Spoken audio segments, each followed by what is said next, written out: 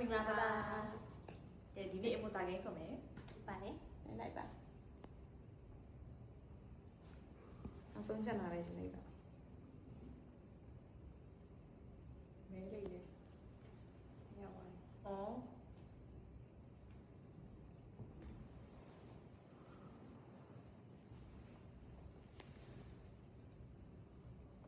ဘူးစားပါ မှုတ်လို့ရတယ်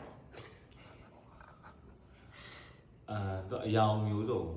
ရှိတယ် သူကပေါ့ ပွဲတွေမှာသုံးတယ်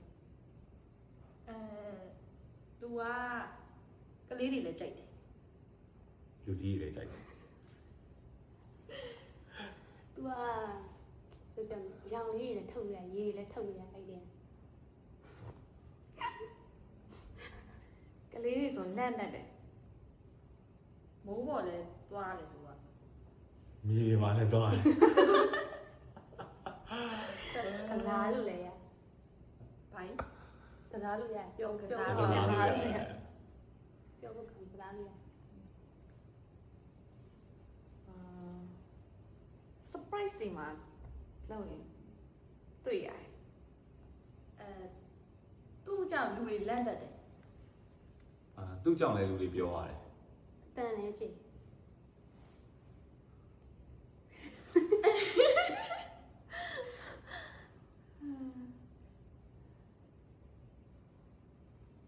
ရပါလေမပြောပါလေပွဲတွေတော်တော်များများမှာတုံးတယ် ရပြီနော် 1 2 3ဟုတ်တယ်မဟုတ်လား မပြောလိုက်တဲ့ဒီမုံလိုက်တယ် ဒီကားလည်းပြန်ကြပါရဲ့အေး ဒီမမရအောင်လို့ ကြာနေတော့ကွာဒီမှာ အေးလို့ ဘာပြောမှမသိဘူးရှင် အဲ့ဒါလည်းဒီနေ့ခါလေးရတယ်ရတယ်တော့အဲ့မှာအရင်တီးပါ ဩ